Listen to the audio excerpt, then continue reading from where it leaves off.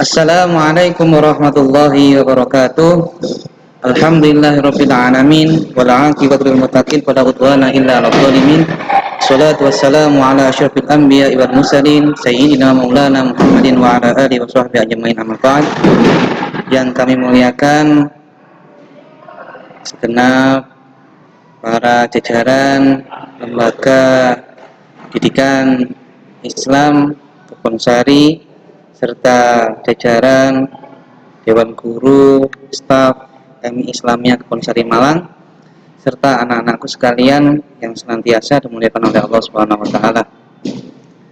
Alhamdulillah bertemu dengan kami Pak Ahmad Yani Mufiansyah. Dalam kali ini kita bertemu lagi dengan kegiatan pembelajaran SKI kelas 5 dengan materi pembelajaran 2, yakni Perjanjian Hudaibiyah. Untuk kali ini Pak Yani akan membahas tentang Perjanjian Hudaibiyah, dan untuk minggu depan akan membahas tentang Fathul Makkah. Untuk itu, sebelum kita mulai pembelajaran, mari kita berdoa sebelum belajar.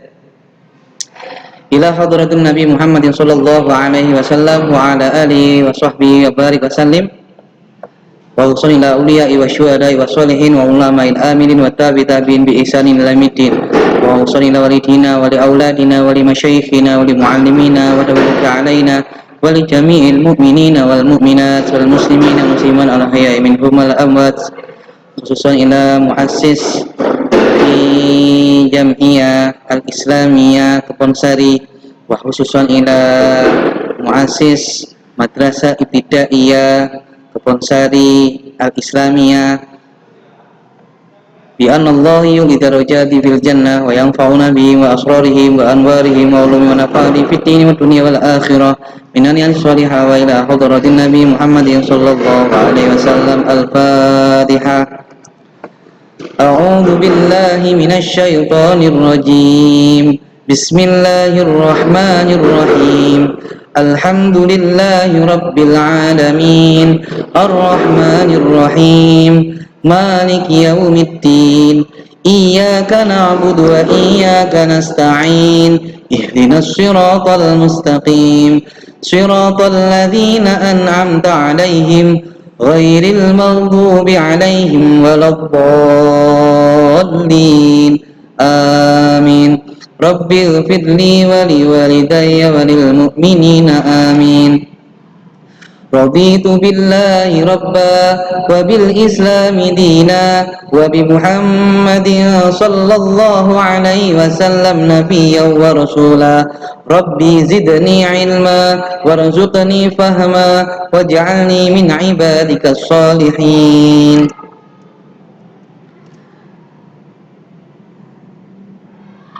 Ayo kita siapkan buku tulisnya untuk merangkum apa saja materi yang ada di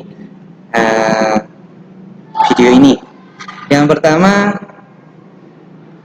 yaitu Perjanjian Hudaibiyah. Selama 6 tahun Nabi Muhammad SAW berdakwah di Madinah. Islam mengalami kemajuan yang sangat pesat. Jumlah kaum muslimin bertambah banyak dan kedudukannya di antara bangsa-bangsa Arab semakin dihormati. Suatu ketika Nabi Muhammad SAW bermimpi bahwa beliau dan para sahabat masuk ke Masjidil Haram, mengambil kunci Ka'bah, melakukan tawaf dan umrah. Sebagian sahabat ada yang mencukur rambutnya atau tahallul. Nah, hal ini disampaikan, kemudian Nabi Muhammad SAW menceritakan mimpi tersebut kepada sahabat dengan wajah yang sangat bahagia. Rasulullah menyampaikan kepada para sahabatnya, wahai sahabatku, saya bermimpi bahwasanya kita melakukan umroh, mendatangi Masjidil Haram dalam keadaan damai. Maka Nabi Muhammad SAW dan kaum muslimin merasa yakin bahwasanya sebentar lagi akan masuki kota Mekah. Tidak lama kemudian Nabi Muhammad SAW mengumumkan untuk melaksanakan umroh pada tahun itu. Nah, langsung diumumkan langsung dengan semangatnya, ya. Nabi Muhammad SAW langsung mengumumkan bahwasanya tahun ini umat Muslim Madinah akan melaksanakan umroh ke Makkah. Pada bulan Dzulqa'dah tahun ke-6 atau tanggal 6 Maret 628 Masehi, Nabi Muhammad SAW ditemani sang istri beliau yang bernama Ummu Salamah bersama kaum muslimin yang berangkat menuju Makkah dengan mengenakan pakaian ihram untuk melaksanakan umroh. Selanjutnya, jumlah rombongan kaum muslimin yang ikut pada waktu itu ke Mekah sebanyak 1.400 orang. Sedangkan urusan kaum muslimin di Madinah yang tidak ikut rombongan diserahkan kepada Ummu Maktum. Rombongan kaum muslimin singgah di daerah Hudaybiyah untuk beristirahat sebelum masuki kota Makkah. Kemudian ini awal mula terjadinya Baitur Ridwan. Nabi Muhammad SAW mengutus Utsman bin Affan untuk menemui kaum Quraisy dan menjalankan maksud kedatangan kaum muslimin. Utsman bin Affan berangkat menuju Mekah untuk menemui pemuka kaum Quraisy, yaitu Abu Sufyan, untuk menjelaskan maksud dan tujuan Nabi Muhammad SAW dan kaum muslimin. Beliau diutus oleh Rasulullah SAW untuk menyampaikan, ya, Utsman bin Affan ini disuruh untuk menyampaikan pesan bahwasanya Nabi Muhammad SAW dan para muslimin Madinah ingin melakukan umroh tanpa ada kekerasan.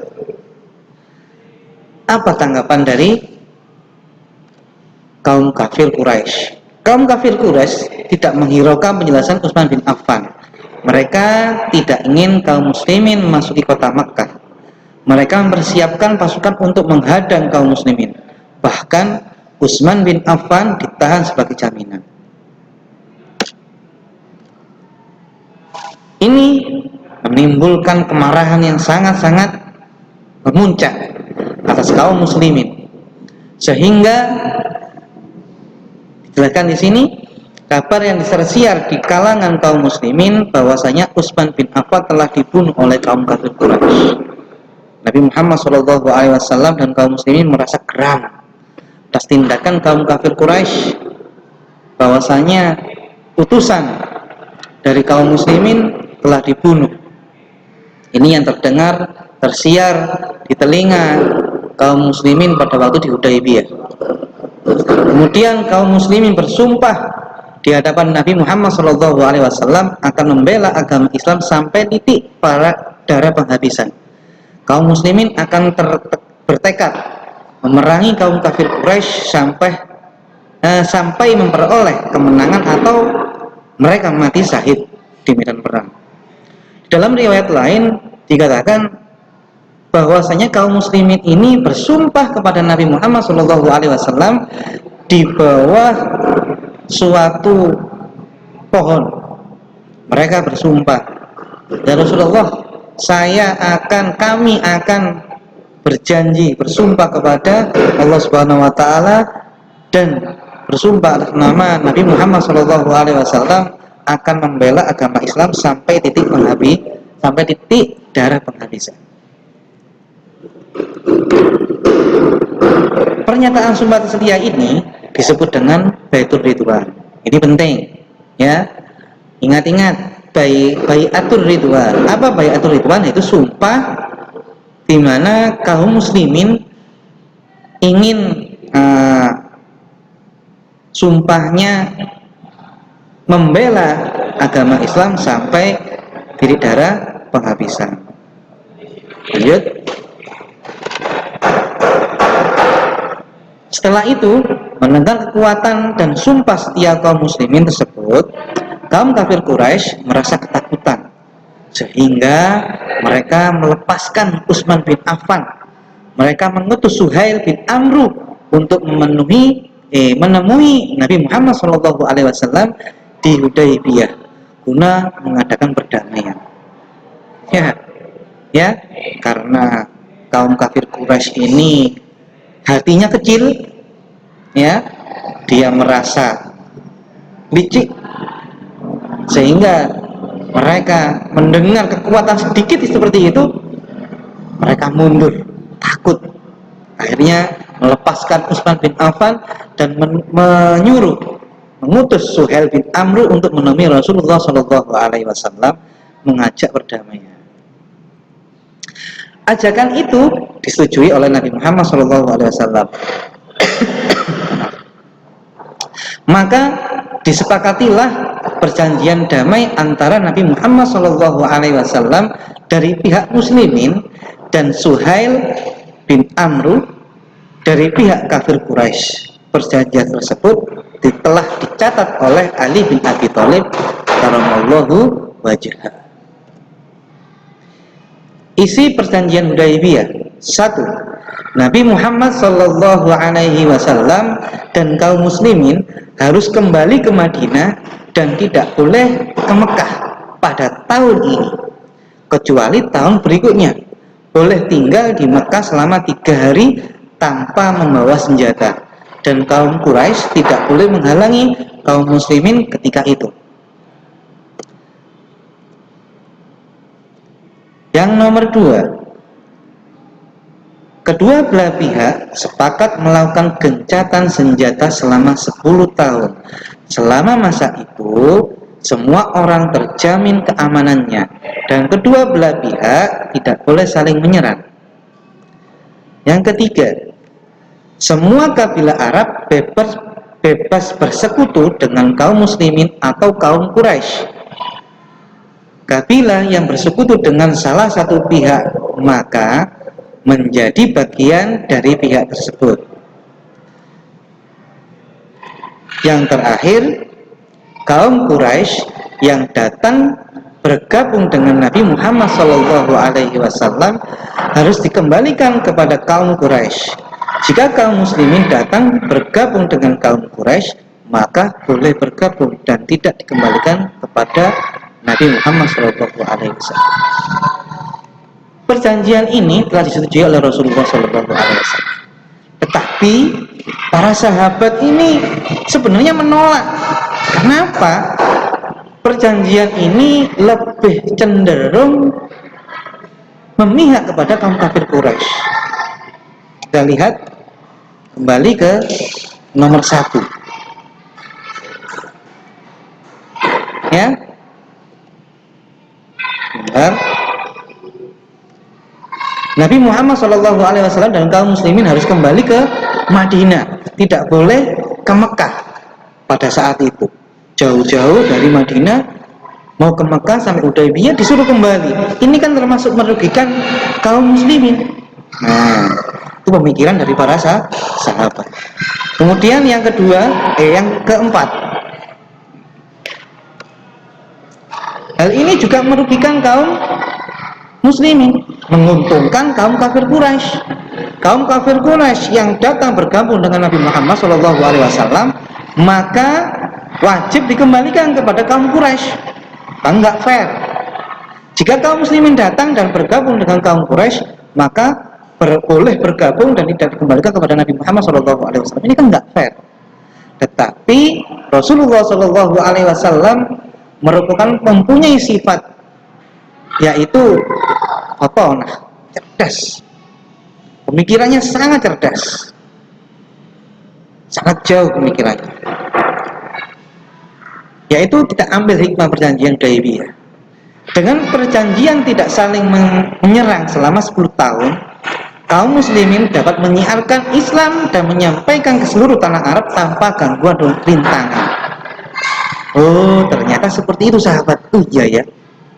Inilah kecerdasan Rasulullah SAW. Kaum kafir Quraisy berarti telah mengakui adanya agama Islam dan kaum muslimin.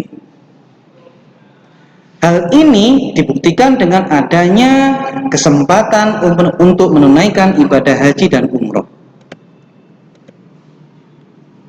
Lanjutan, perjanjian ini memberikan peluang kepada Nabi Muhammad SAW untuk memperkuat kaum muslimin. Mereka yang benar-benar beriman tidak akan mungkin bergabung dengan kaum kafir Quraisy. Jadi terlihat siapa yang beriman kepada agama Islam dan siapa yang menjadikan orang yang munafik. Di sini nanti kata tampak, kelihatan. Yang keempat, kabilah-kabilah yang sejak lama ingin bergabung dengan kaum muslimin tidak lagi merasa takut akan ancaman dari kaum kafir Quraisy. Sudah enak kan? Inilah kecerdasan Nabi Muhammad SAW. Beliau mempunyai strategi panjang, ya, kemampuan dalam berpikir beliau. Kaum kafir Quraisy melanggar perjanjian Hudaybiyah. Selama 2 tahun masa perjanjian Hudaybiyah dakwah Islam sudah menjangkau seluruh semenanjung Arab. Dakwah Islam mendapat sambutan yang baik dari suku-suku di daerah sekitar Madinah. Sebelah selatan Madinah letaknya terdapat 2 suku, diantaranya Bani Khuza'ah dan Bani Bakar. Mereka saling bertikai satu sama lainnya. Hal ini karena adu domba kaum Yahudi Madinah. Jadi sebelum Rasulullah ingin umroh ke Makkah, ada 2 suku yang saling bertikai, ya, saling bertikai. Hal ini karena adu domba kaum Yahudi Madinah.